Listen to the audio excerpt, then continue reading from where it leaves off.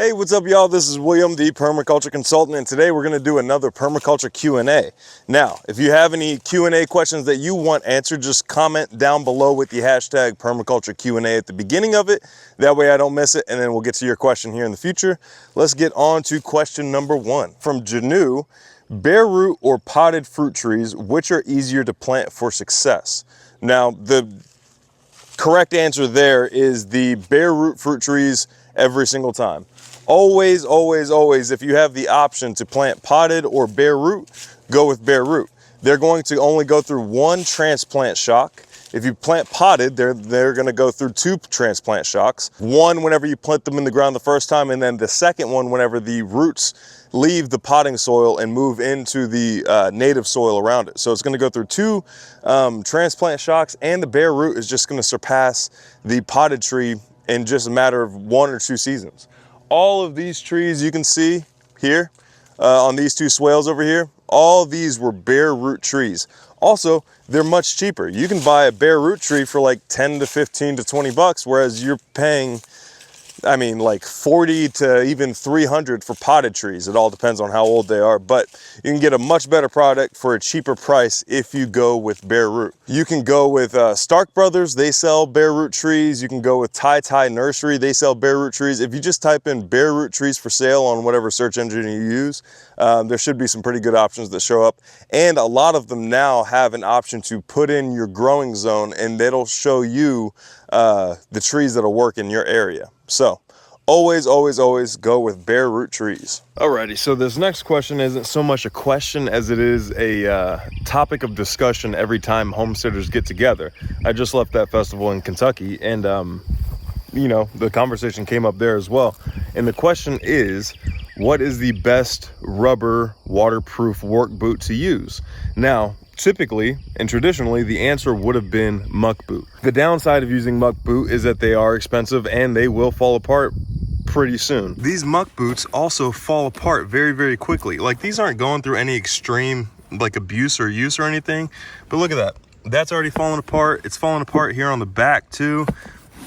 There's this crack right here. Every single time I get a pair of muck boots, they always crack right here and on the back. These guys, high C boots, don't do that.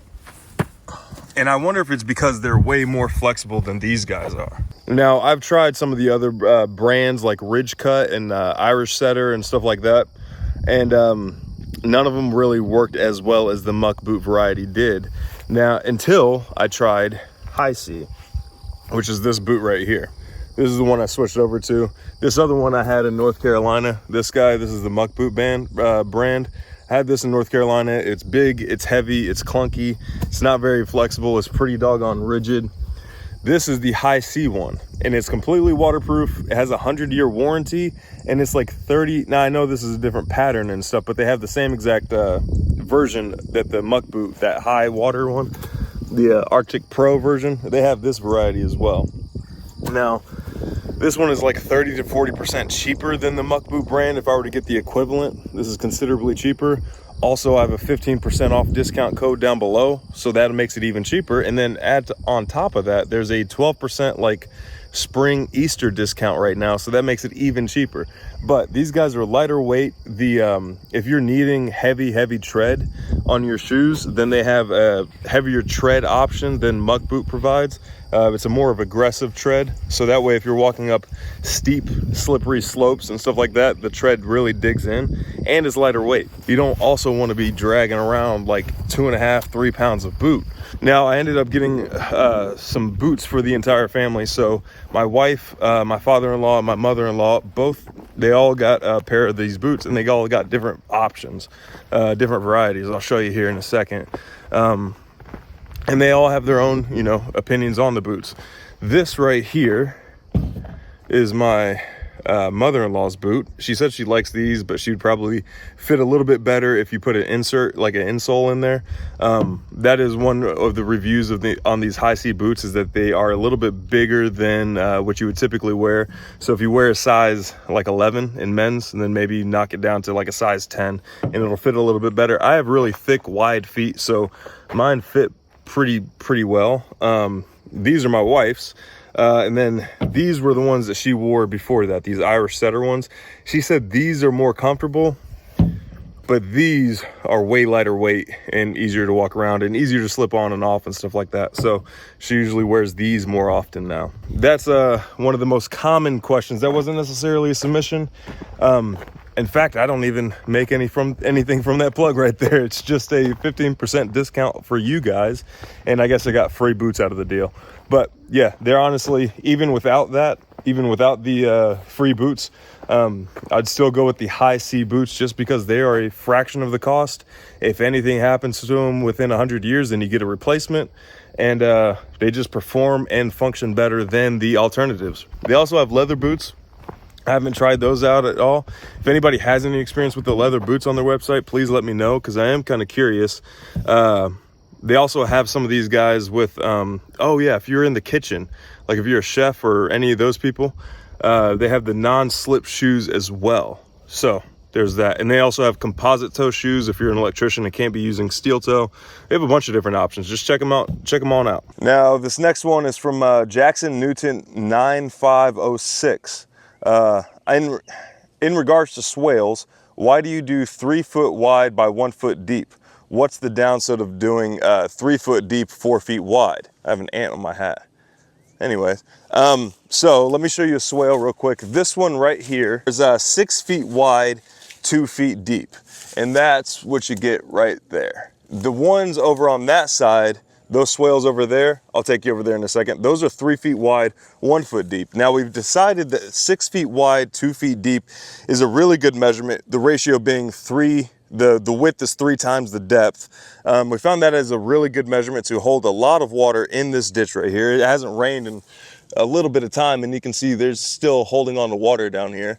And it also gives you a really good planting mound to get your trees in, like you see right there. You can see the beehives over there. I haven't done a video on them yet, but those are brand new. And it gives you a really good amount of space to plant your trees and any other support species. Now let's go on over here to the 3 feet by 1 foot. Now this one right here is also a good dimension. The reason the ratio is 3 to 1 is because the reason we tell people that is because during our PDCs we were told by Nicholas Burtner a good ratio to start out with is 3 to 1.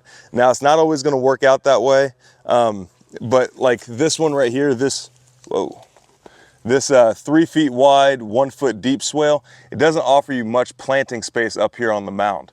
So we widened it and then we started going a little bit deeper. I would advise you not to go anything past 2 feet as far as the depth goes. The reason for that is because it becomes sort of unless it's a very, very wide swale, we're talking like 10 to 12 feet or something like that, don't worry about going any deeper than 2 feet because it becomes some sort of a trap and a tripping hazard. I'll show you one that we did down here towards the pond. That one we did, shoot, like 6 feet wide and maybe 3 or 4 feet deep. I'll show you guys that here in a second. You can see this section of trees right here. There's the pond right over there. And then here's the section of trees. This is where that swale is. And it's 6 feet wide and about 3 to 4 feet deep. And as you can see, it's become a nightmare to manage and work with. I don't even know if you guys can see down in there. Yeah, kinda. But getting down in there is an issue. All this overgrowth has just taken over the area. But the biggest issue I found is that animals get down in there to get maybe a drink of water or a snack or something like that, and then they can't get back out.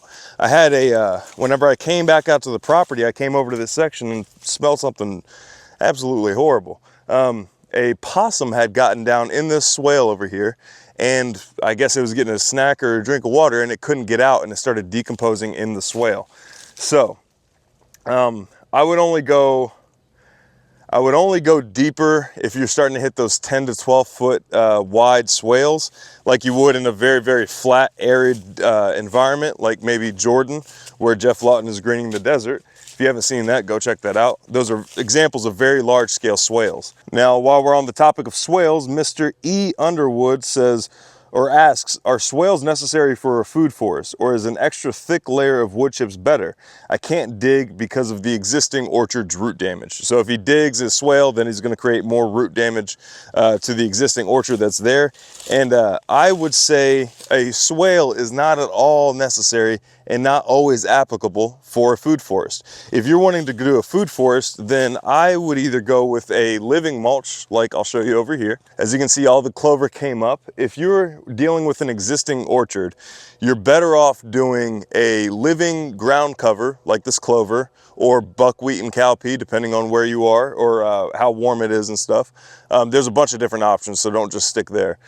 Or a very, very thick layer of wood chip mulch. Now, the benefit of doing wood chip mulch on your orchard is that the wood is going to feed the fungi directly.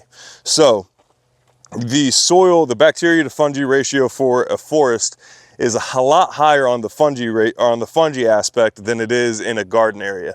This needs to be like a ratio of 1 to 1. A forest, or an old growth forest, can be like a ratio of like 1 to 10,000, 1 being the bacteria, 10,000 being the fungi. So the wood chip mulch is going to feed the fungi a lot better than the swale is. Also, it's going to, if you do a thick layer of wood chip and cardboard mulch in between the trees in your orchard, it's going to retain a ton more water than a swale is going to. Per 1% of organic material that you increase in the soil per acre, that's a 20,000 gallons increased holding capacity on water. It's also going to attract worms and bring those guys in, which are just going to be, everything a worm touches is beneficial afterwards.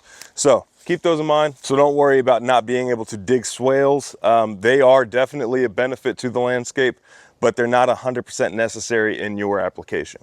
Now, Farmer Seth asks, what's the best way to use mushroom compost? I can't get good compost, but I can get mushroom compost. I'm concerned about the salt levels in the compost and the pH effect in the garden. Now, this isn't going to be the answer you're necessarily expecting, but do not waste your money on buying mushroom compost. My parents and I have tested a bunch of different soil samples, a bunch of different compost samples, bagged and from a mulch yard. All of it was crap. Most of it was like denuded of any kind of soil life other than a nematode extract that they probably gave to it right before sending it out of the door. But it's not worth what they're charging by any means. In fact, the only thing that would make it worth it is if they were to give it to you for free and then you were to inoculate the soil biology necessary for that to be good compost. Your better bet is, if you're needing a substrate because you just can't make a ton of compost, make one good pile of compost, just one really, really good pile of compost. Let that come down, use a hot composting method, and then let that come down to ambient temperature. Once it hits ambient temperature, make sure you maintain the moisture levels and all that stuff. Once it comes down to ambient temperature, then you can make extracts and teas out of it. And then you can make use those extracts and teas to then inoculate some of the larger scale compost or mushroom compost that you might have access to. The mushroom compost, I know it sounds good. It's supposed to be high in fungi, but it's just not worth what they're paying for. It's probably not that high in fungi, and probably very, very high in fungi spores, which are inactive and not really providing you with much. Actually, they're providing nothing to you at all. You're hoping that the fungi spores hatch and become full filamentous fungi, but that's probably not going to happen depending on your application. If you're applying it to a garden, then it's just totally not worth your time, and you should go for more of a homemade compost recipe. In fact, every application you should go with a more homemade compost recipe. Don't spend extra for your mushroom compost. Making your own compost is really the only correct answer, or finding somebody reputable around you that makes really, really good compost. Ask them about the soil biology of the compost, and if they can't give you specific answers, then they probably don't know what they're doing, or they're getting it shipped in from China, most likely. All right, now last question from Christopher Chubb. I found 3 apple trees on sale last fall and spaced them 12 feet apart. Can I nitrogen fix with beans at the base of the trees?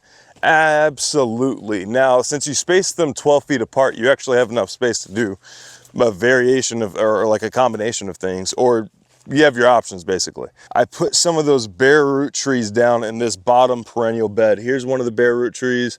There's another one, and then there's another one. And you can see in between here, there's thyme right there, there's clover right there, there's a random weed right there. You know, it is a pretty brand new garden, so the soil isn't perfectly squared away yet. But these trees are planted maybe 4 feet apart. I know that's really, really close, and yours are spaced 12 feet apart, but I'm showing you that even with this 4 feet, I have a lot of space to do what I need to do. So right here, I'm using this clover as a ground cover and a nitrogen fixer. Now over here in this middle perennial bed right here, I have some fruit trees. These are like grafted, so they're not the bare root variety, or they are bare root, but they're not the rootstock varieties. These are grafted trees. These will bear good fruit. I have mimosas planted in between them right here, and they're starting to leaf right now. But the space between that tree and that tree is about 12 to 15 feet. And I have a mimosa right in the middle of them. So you can use, and you can see a bed of clover as well. But you can use a mimosa tree in between these guys. You can use a cover crop of clover right here. You can grow beans right up against the stalk of this tree if you wanted to. Just make sure your tree is mature enough and that the beans aren't just going to weigh the tree down, bend it over, and then it just cracks. You want to avoid that. So make sure you have mature trees. Since you planted them last fall, they're probably not that mature. So I would maybe avoid the beans right at the base of the tree. So instead, go with the clover cover crop, or you can even plant a goji. You see this little stick right here? This is from whenever I first cleared the garden. This is one of the trees that was growing. You can use this as a marker and plant a goji berry right here, which is a fruit-bearing, nitrogen-fixing bush. So I guess my greater point was to show that there are more options than just planting beans right at the base of your tree, even though that is a viable option. Just make sure your trees are mature enough to hold the weight of the beans whenever they start putting on beans. And if they're not old enough, then you have some other options. You can plant nitrogen fixing shrubs on either side of the tree. You can do a nitrogen fixing ground cover like you see right here. Anything you want. There's a bunch of options. All right, y'all, thank you guys so much for watching. Don't forget that 15% off code is linked down below in the description box. And if you want any permaculture Q&A questions of your own answered, just comment down below with the hashtag permaculture Q&A at the beginning of your comment, so that way I don't miss it. And until next time, I'll see you.